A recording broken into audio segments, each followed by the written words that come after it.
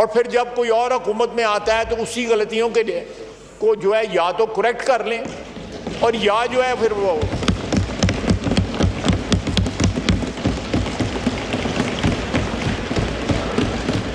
जी फैसा जी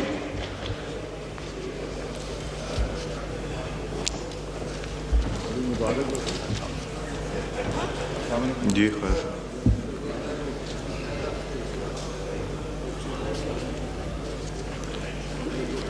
औरंगजेब साहब इसके बाद राइट ये हमने इस पे आ जाना है मोशन।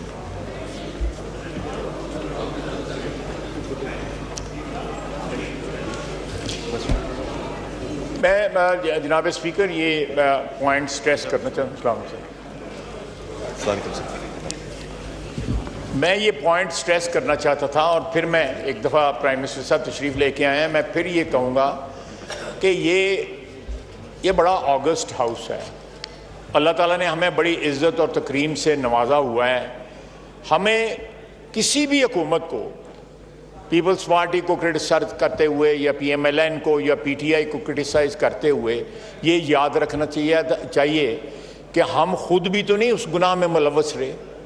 यानी ये जिस तरह पंजाबी में कहते हैं नहाते धोते नहीं है, ये भी 3-4 साल हुकूमत में रहे हैं। जो इन्होंने किया हुआ है वो भी सारी कौम को पता है। आप ये एग्जाम्पल ले लें, प्राइम मिनिस्टर साहब अंदर दाखिल हुए हैं, वो सीधा इनकी सीट्स पे गए। कभी हुआ था जनाब स्पीकर, आप गवाह हैं, कभी ये 3 साल में हुआ था कुर्सी की पुश्त उस तरफ होती थी और जिस किस्म की ज़बान बोली जाती थी वो भी आपको याद है। तो मेरा ख्याल है शहबाज शरीफ नई रवायात को जन्म दे रहा है, नई रवायात ट्रेडिशन सेट कर रहा है। ये दोनों साइडें जो है उसको परसू करें।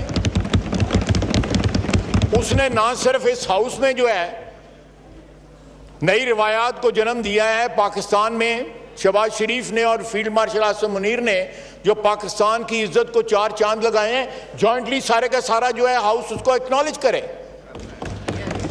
उसमें नहीं खुले दिल से या कोई ब्रेकन श्रेकन आके जड़ाएगा एक्नॉलेज करन जड़ाएगा।